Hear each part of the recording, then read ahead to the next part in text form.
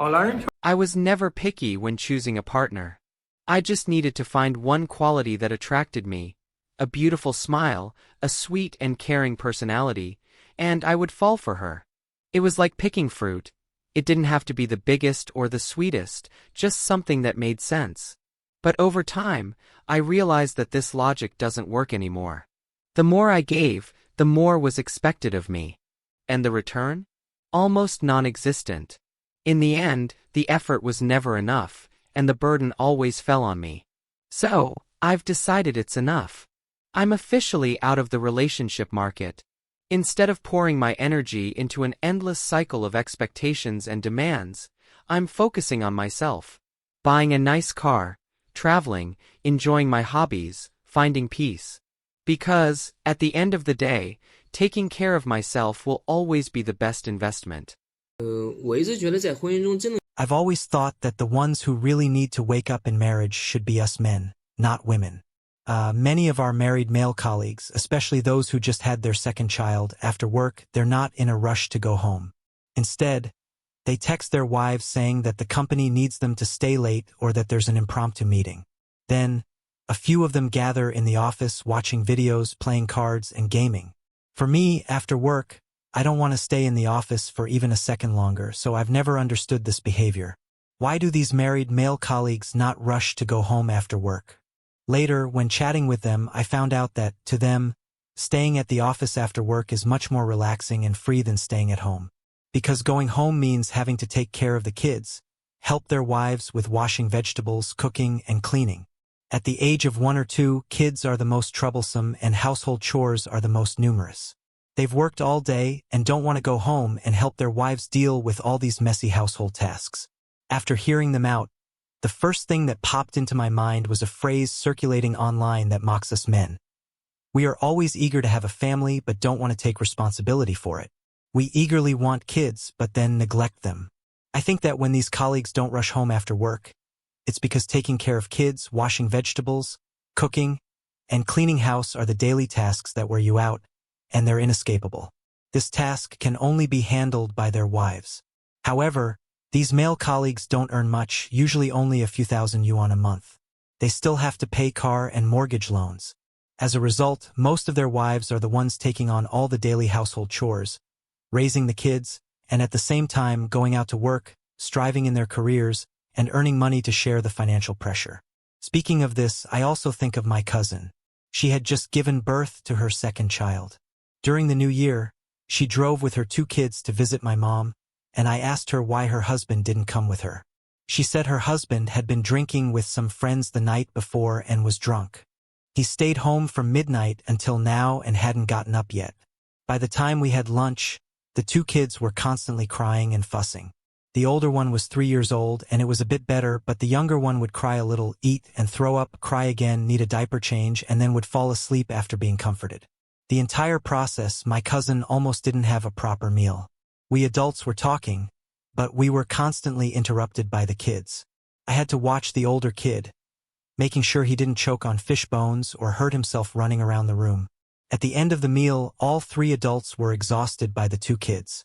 As an observer, just eating, I deeply felt the helpless and embarrassing exhaustion a mother experiences while raising children. When they were leaving, my mom gave the kids 800 yuan as New Year's money, but my cousin wouldn't accept it. Then she took a call, and she said that her husband was awake now, but he had vomited all over the place. Then my cousin hurriedly left with the 2 kids. After she left, my mom said to me, "Your cousin is so strong. These past few years have been so hard for her. Before marriage, her husband borrowed a lot of money from others, and she didn't even know. After they got married, she started helping him pay off the debt. The problem is, her husband has completely lost his ambition in the past 2 years. He drinks and plays cards all day. Your cousin has no one to rely on. She has to raise the kids while also working to make money for the family. That's why I say what this society really needs is men's awakening, not women's. Because if men don't deeply participate and experience the mess that women face in marriage, they won't understand why women often suddenly break down emotionally. They can't realize how much sacrifice and effort women put into the family. If they don't understand that, They won't empathize with the pain and struggles of women and will just think that women are being unreasonable. As a result, the arguments and differences between the two people will increase, and their marriage will eventually fall apart and become a complete failure. So, I believe that if you want a happy marriage, relying solely on the so-called awakening of women is useless, because marriage is a partnership, not a solo battle. For a long time, traditional and secular views, along with the centuries-old stereotype of men working outside and women staying at home, have deeply troubled modern women. Men seem to think that if they can earn money, they have perfectly fulfilled their societal and family role. However, in real life, as the economy declines and industries become more competitive, many men are starting to earn less money, or even end up in debt due to salary cuts, failed business ventures, or other reasons. This, in turn, drags down the entire family. In some ways, many men have not completed their family responsibilities, but at the same time, their self-awareness and boundaries are very clear. They will deliberately avoid participating in the household tasks. This leads to many women having to sacrifice even more of their personal time and energy to balance family life. They need to work hard in their careers to make up for the economic gaps left by men in the family. Men can't empathize with the pain and suffering women endure in life, but they still expect women to share the financial burdens. This is also why I often feel that the most contradictory and divided aspect of our society is that while we are exposed to modern and advanced education, in real life, we still cling to many outdated and regressive traditions. What's even more frightening is that, over the past few years, the internet has been full of one-sided promotion of female independence and the big woman market awakening. But this twisted, mutilated view of awakening has gone too far. It emphasizes women's independence in marriage and economics. Women shouldn't depend on anyone. But it overlooks the real-life dilemmas women face, causing many women in marriages to experience confusion and mental overload. Yet, they still try to get closer to being the strong woman in charge of everything. Women who aren't independent or awake just stay at home, washing dishes, cooking, and taking care of kids. But once they wake up, they end up adding more responsibilities, fighting with men for the role of providing for the family, which leads to women becoming more and more miserable and isolated the more they awaken. I think this often happens because many women have a very low self-awareness and self-assessment in their married life. Especially for married women with mid to low income in the workplace, most of them place their happiness in the hands of their partners and judge their worth based on society's standards and the people around them, losing their own autonomy. At the same time, the tremendous labor value created by women in household chores, like washing, cooking, and taking care of kids, is often not acknowledged or evaluated by the market.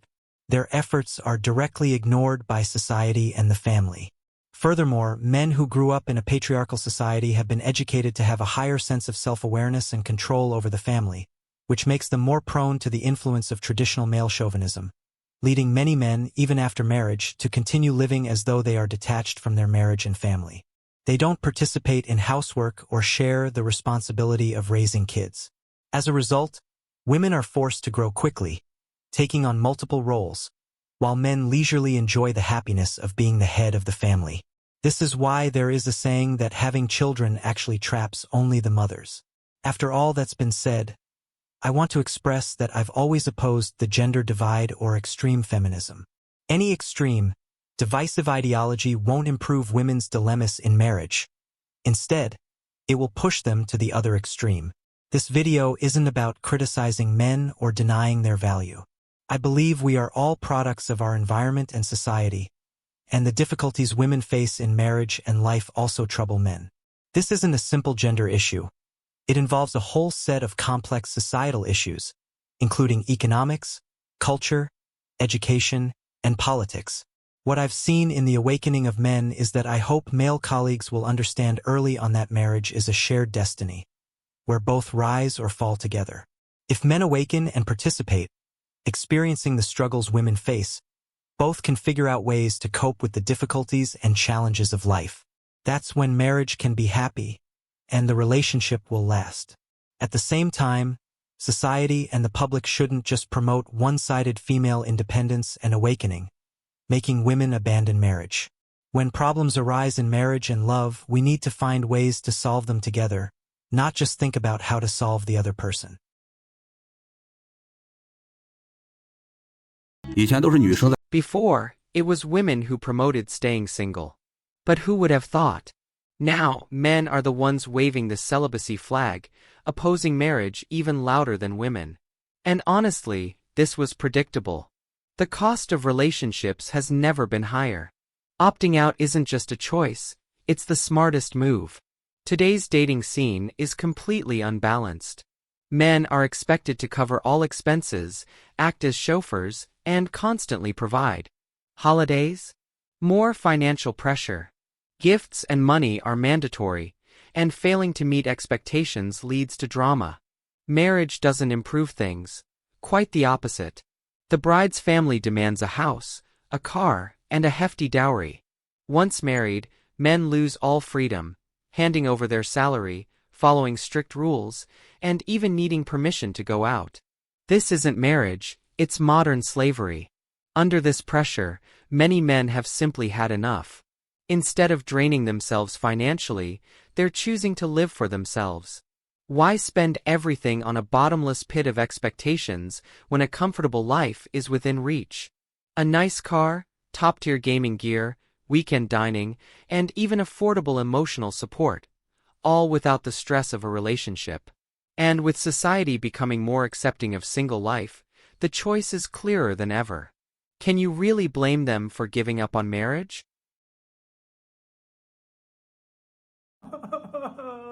It's over.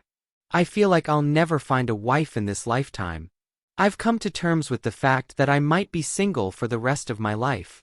I'm 42 years old, and I graduated with a degree in computer science from a 211 university. After 20 years of hard work, I've reached a place where I can say I've made it.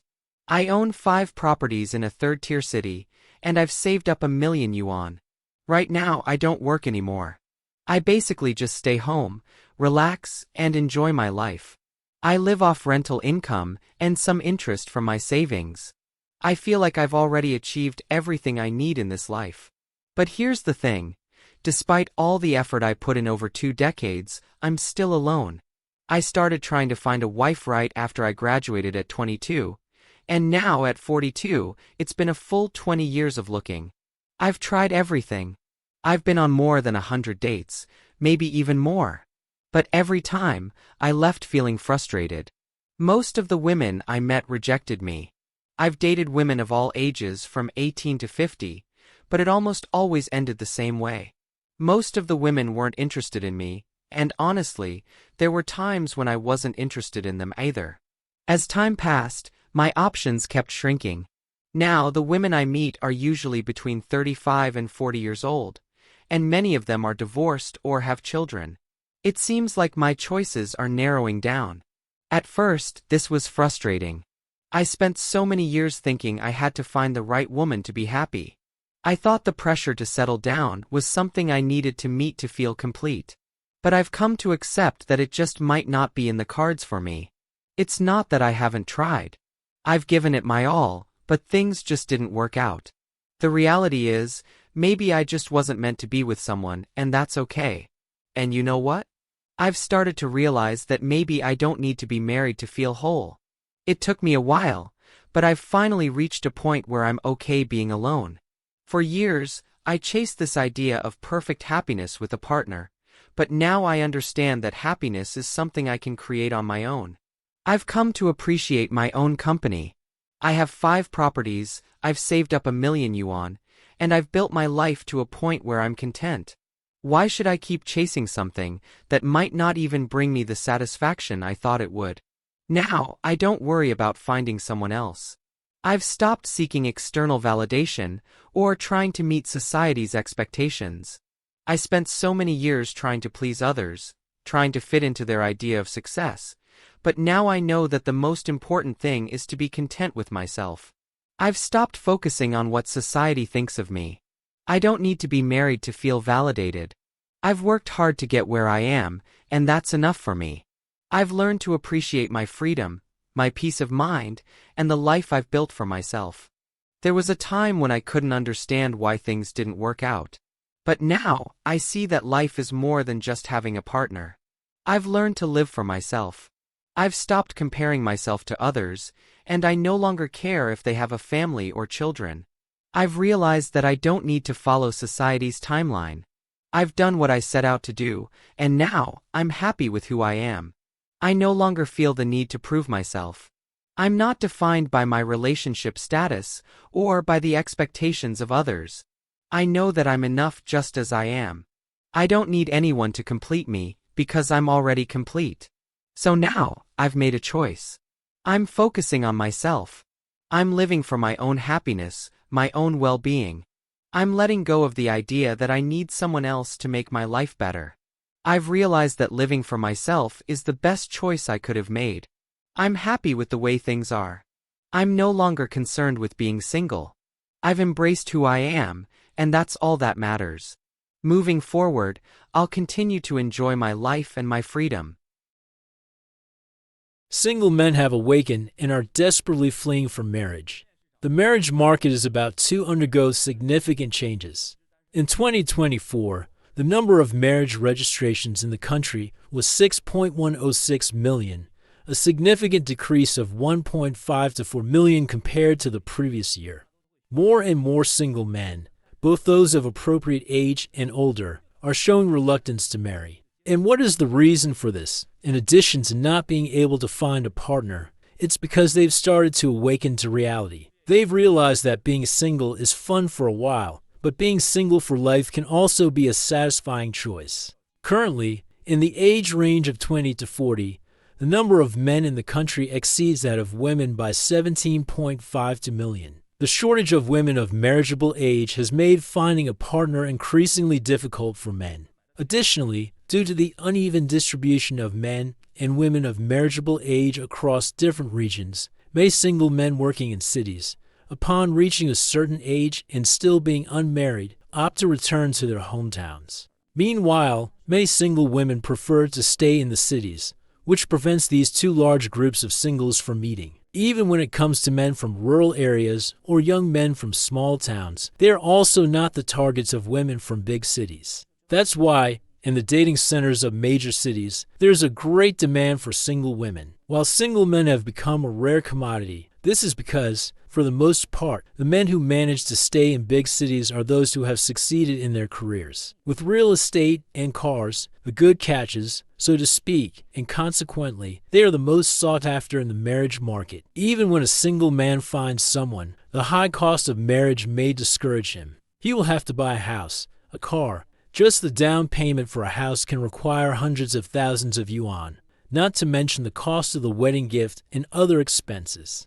Nowadays, the high costs of the wedding gift are still very common, and this amount often reaches dozens of times the average annual income. To get married, men not only have to empty their savings, but also bear the cost of home and car loans. Therefore, they need to have a good job, which is why many prefer to work in large companies, such as those offering operational and quality control positions with guaranteed fixed salaries and good benefits. Job platforms like 58.com are essential tools, with many openings in large companies. With high salaries, well-paid overtime, and easy interviews via artificial intelligence, the most renowned companies are recruiting on these sites. Moreover, there are even prize draws, such as Huawei. Cell phones. But back to marriage. If you decide to have children, know that raising a child from birth to college could cost over 600,000 yuan.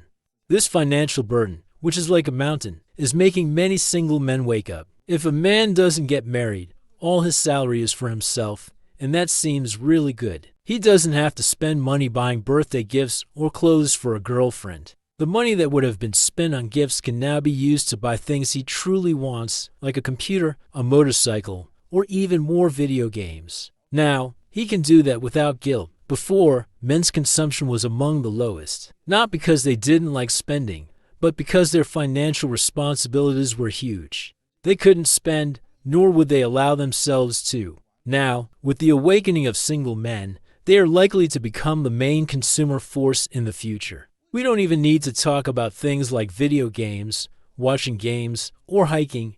Even the fishing industry generates more than 300 billion yuan a year. The increased consumption of single men will also cause some sectors to shrink, such as bubble tea shops, florists, and certain candy industries. Do you really think single men like bubble tea, flowers, or shopping at the mall? No, they don't. What they truly enjoy is calling up some friends, drinking a beer, playing video games, and having fun, without any worries. Of course, my friends, not getting married doesn't mean you can't have a relationship. And when the right person comes along, if you feel they are the one, then marry them. You can be happy being single, but a family also brings a sense of fulfillment. I wish everyone here a complete and fulfilling life. And now, I'd like to know your perspective on the awakening of men. Do you think they are right in their point of view? Comment your thoughts so everyone can see. If you liked the video, give it a like and subscribe to the channel for more videos like this. I'll see you in the next video.